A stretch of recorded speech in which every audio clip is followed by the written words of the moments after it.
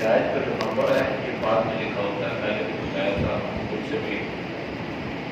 کہ آپ میرا کے پچھلے دنوں میں نمبر جو ہے وہ پہلے بتاتا ہے، جیسے کہ ابھی 80 آیت ہے ابھی یہ پیچھے سے شروع ہوئی وحاجہ، پہلے آیت ہوگی آخر میں جیسے الحمدللہ رب العالمین پہلے آیت ہے پھر آگے ایک لکھا ہوا، تو جو ایک ہے یہ پچھلی آیت جو ہے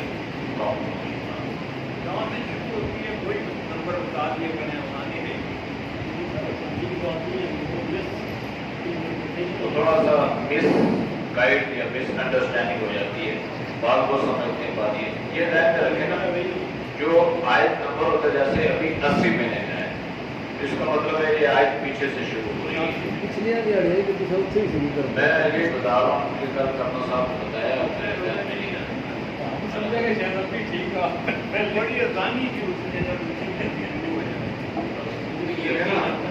الحمدللہ رب العالمین ہے، تو پہلے آیت ہے بعد میں ایک لکھا ہوا ہے، تو نیٹ میں جو نمبر لکھا ہوتا ہے آیت پہلے ہوتی ہے۔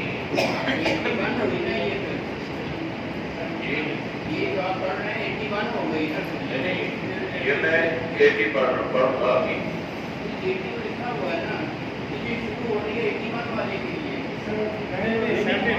آج پیچھے سے شروع کریں گے، اس طرح نہیں کریں گے جیسے پیچھے سے شروع کر رہے ہیں۔ آپ اینڈ پہ دیکھیں آپ پہ کیا لکھا ہوا ہے، اینڈ پہ دیکھیں آپ پہ لکھا ہوا ہے 80 لکھا ہوا ہے نا، 80 لکھا ہوا ہے۔ 100 ہمارے اینڈ پہ دیکھیں 110 لکھی ہوئی ہے، وہ 110 کس کی ہے؟ 110 جو ہے یہ کس کی ہے؟ یہ آگے سورج چل رہی ہے، وہ ختم نہیں ہوئی ہے۔ اب جب دوسرا سپارہ شروع ہوگا نا یہ 8واں، تو اس کے وَلَوْ أَنَّنَا نَزَّلْنَا إِلَيْهِمُ الْمَلَائِكَةَ وَحَشَرْنَا عَلَيْهِمُ، وہ آیت ختم ہو رہی ہے، یہ آیت ختم ہوگی پھر آگے نمبر لکھا ہوگا۔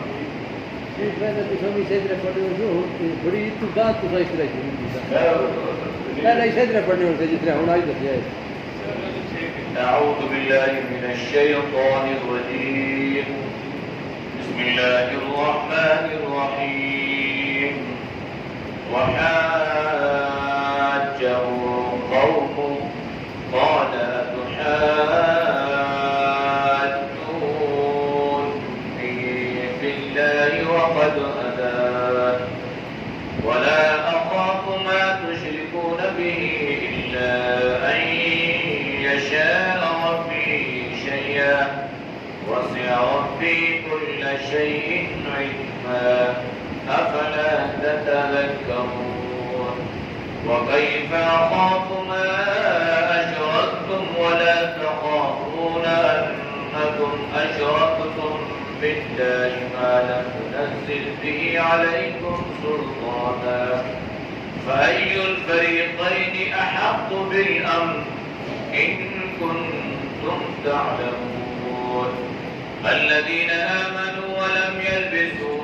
إيمانهم بظلم أولئك لهم الأمن وهم مهتدون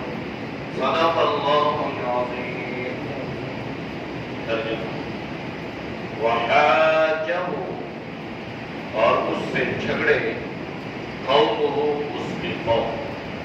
اعلیٰ فرمایا اتحاجونی کیا تم مجھ سے جھگڑتے ہو فی اللہ اللہ کے بارے میں، وقد ہدانی اور بے شک اس نے مجھے راستہ بتلایا، ولا اخاف اور میں ڈرتا نہیں ہوں، ما ان چیزوں سے تشرکون بھی تم اس کے ساتھ شریک ٹھہراتے ہو، الا مگر یہ کہ ان یشاء کہ اگر چاہے ربی میرا رب شیئا کچھ واسع احاطہ کیا ہے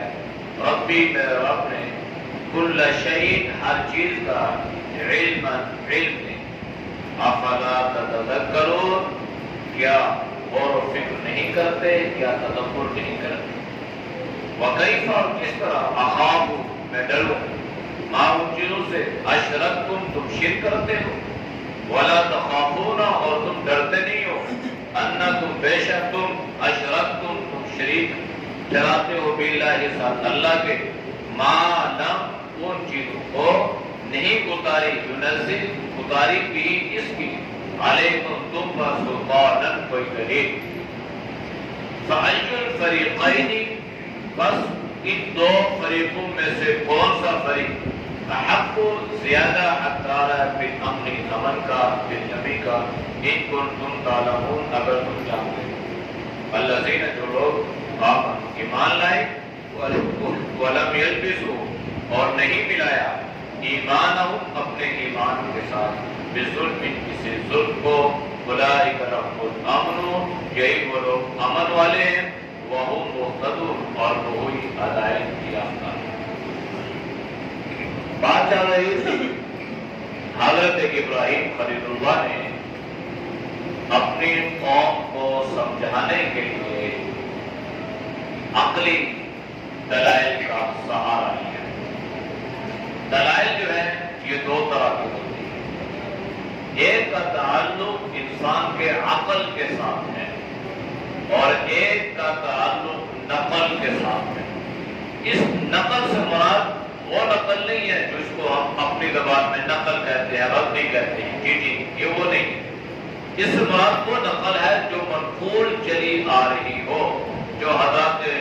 جناب نبی کریم صلی اللہ علیہ وسلم سے صحابہ سے تابعین سے ائمہ سے اس کو کہتے ہیں منقول نقل تو دو طرح کی دلائل ہیں ایک کا تعلق عقل کے ساتھ ہے اور ایک کا تعلق نقل کے ساتھ منقولی دلائل جو ہیں یہ تو سمجھدار لوگوں کو دیے جا سکتے ہیں پڑھے لکھے لوگوں کے سامنے روایات احادیث افعال صحابہ اقوال صحابہ مفسرین وہ تو دلائل دیے جا سکتے ہیں لیکن بیوقوف اور احمق لوگوں کے سامنے ان دلائل کا دینا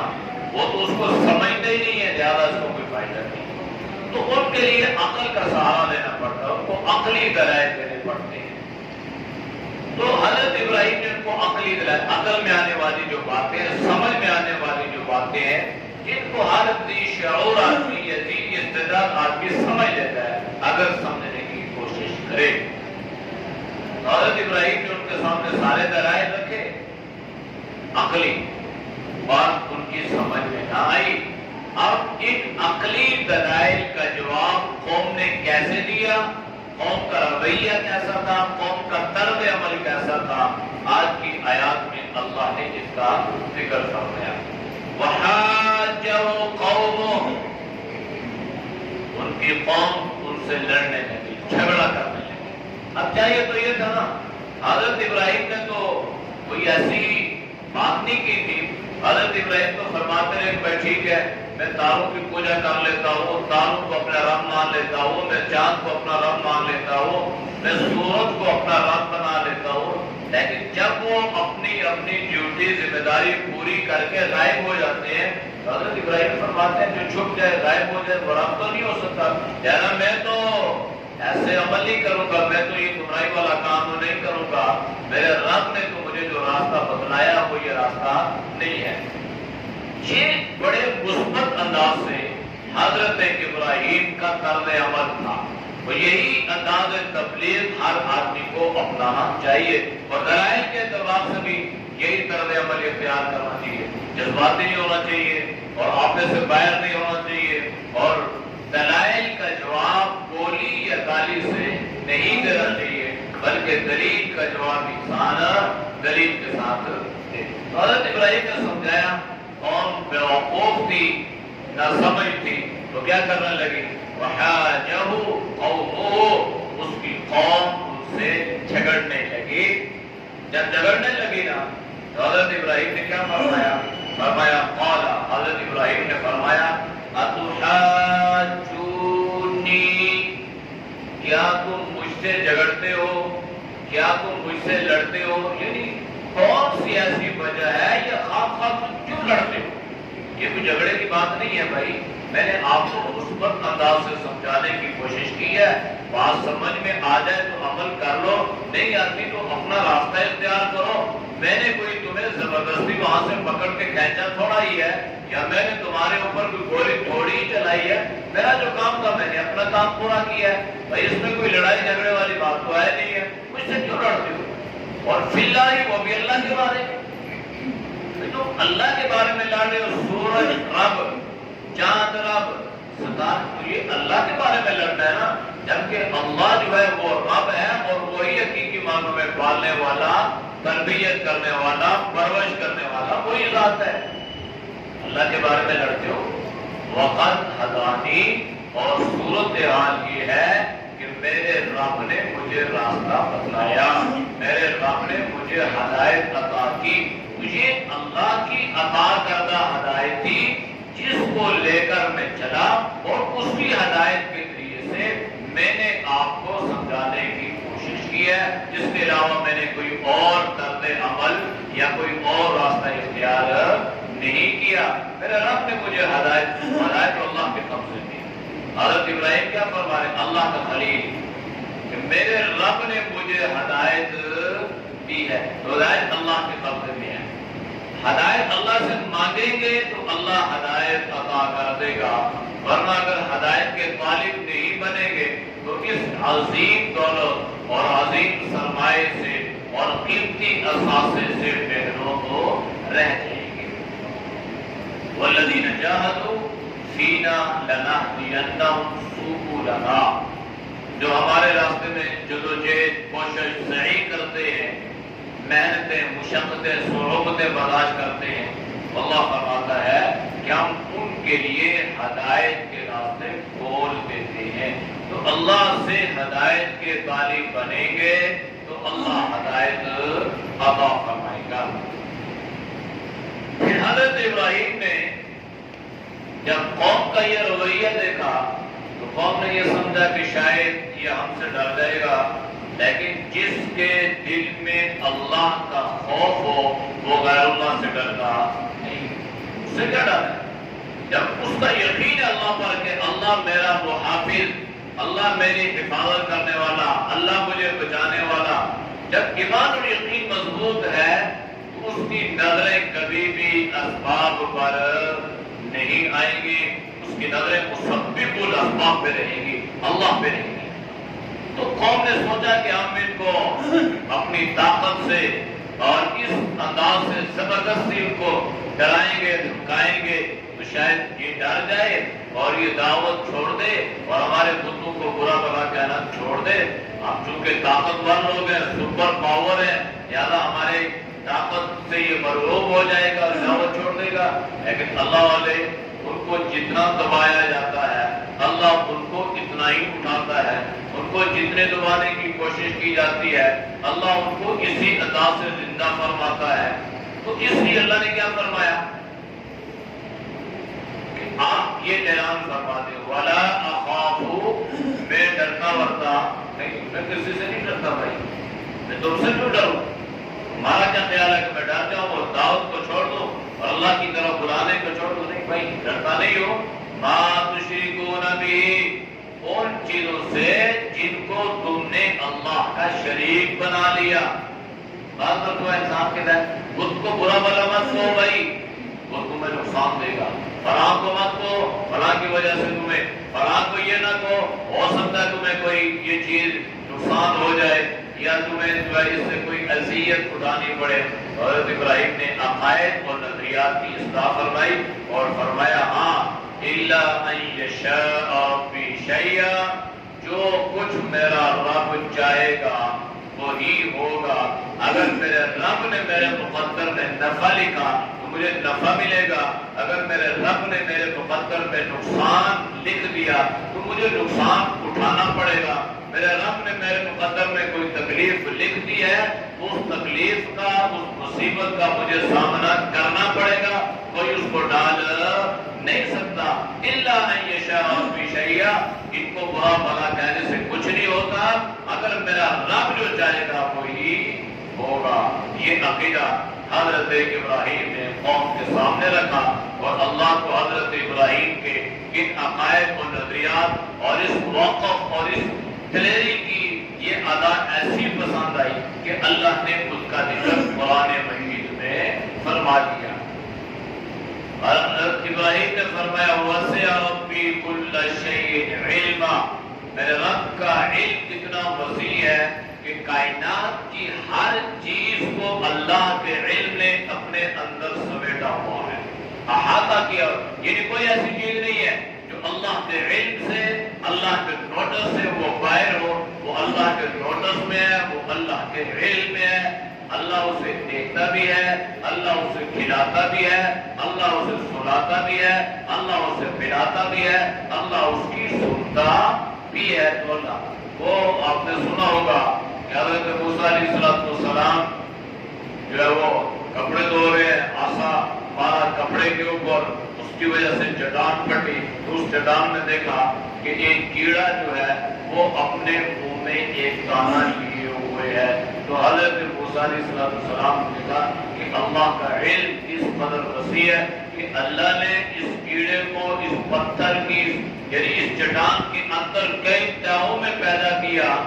سوراخ کوئی نہیں ہے، باہر سے دانہ جا نہیں سکتا، اور اللہ نے اس کیڑے کے لیے دانہ بھی پیدا کر دیا. تو کیڑا اللہ کے علم میں تھا. تو چونکہ اللہ نے وعدہ فرمایا وَمَا مِن دَابَّةٍ فِي الْأَرْضِ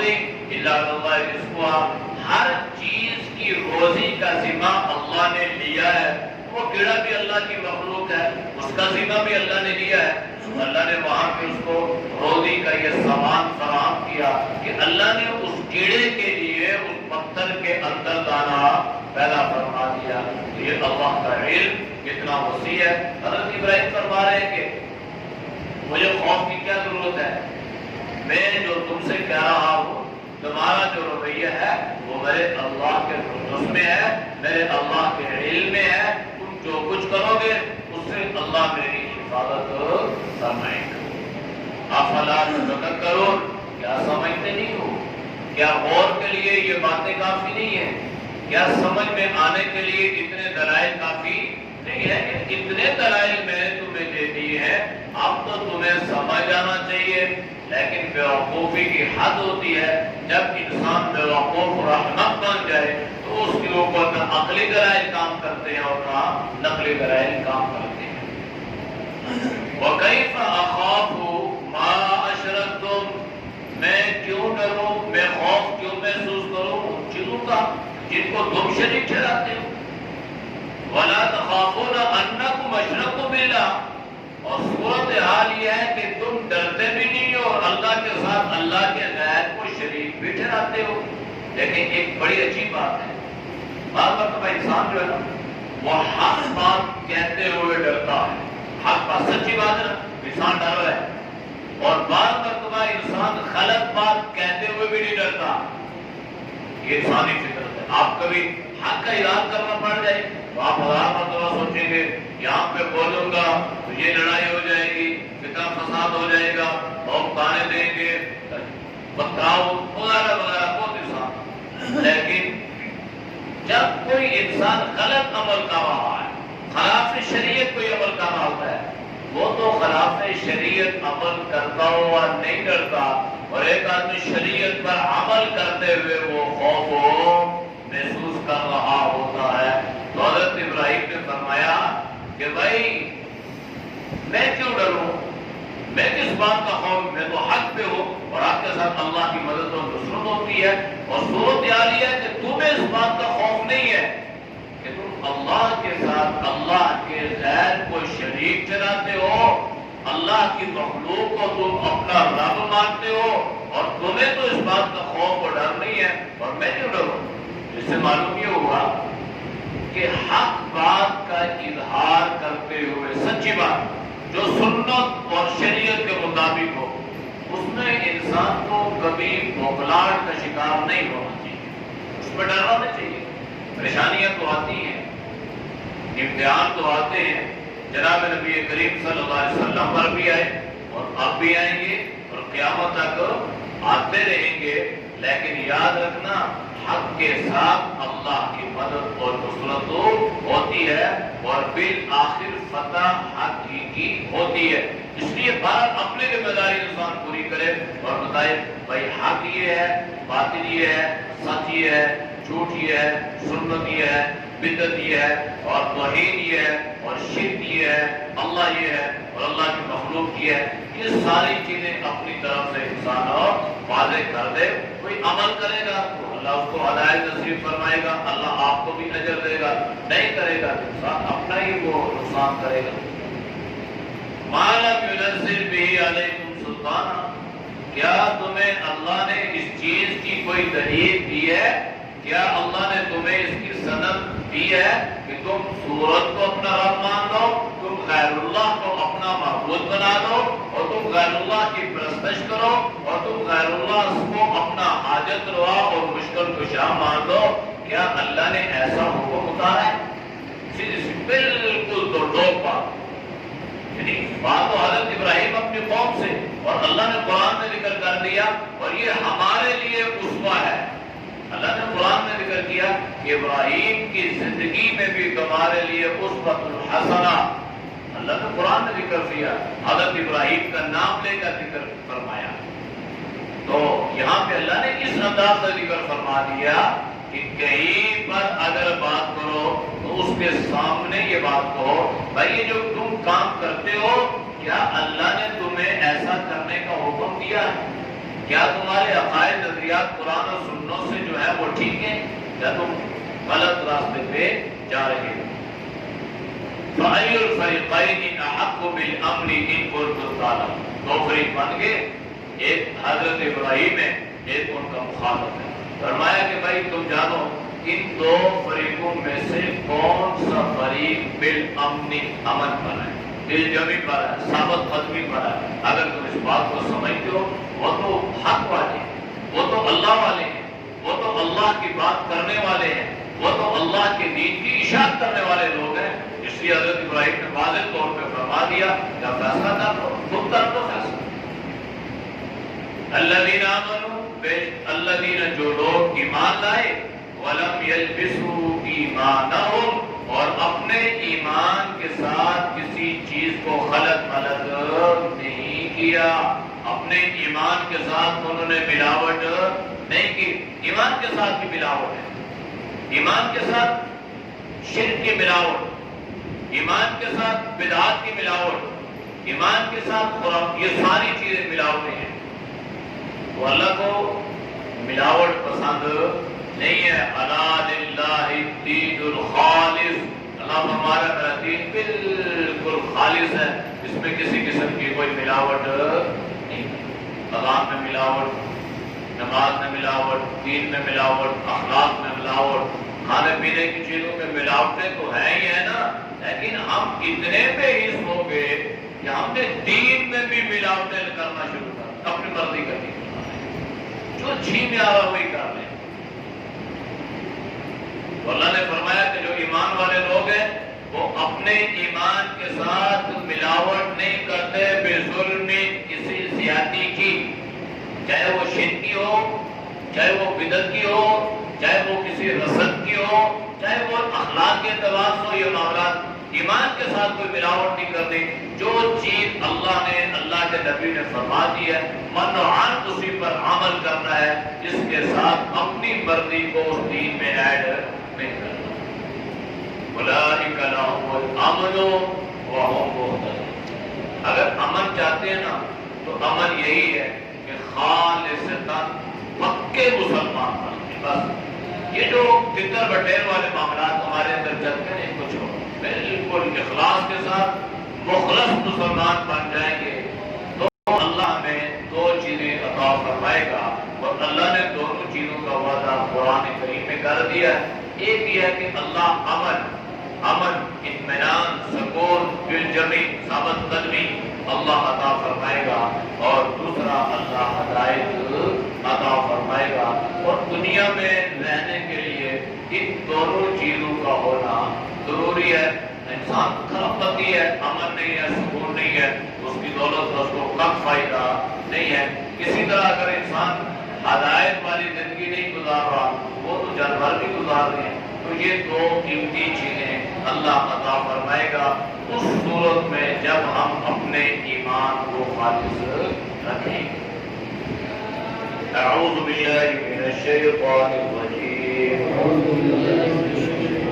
بسم اللہ الرحمن الرحیم، وحاجہ قومہ